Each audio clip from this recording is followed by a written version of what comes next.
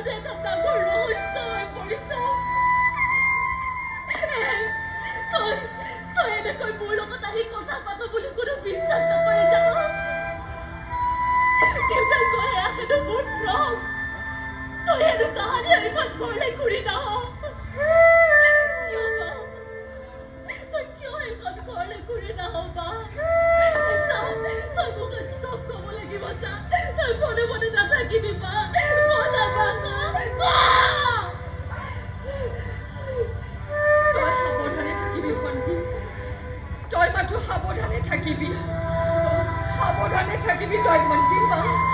সাৱধানে থাকিবি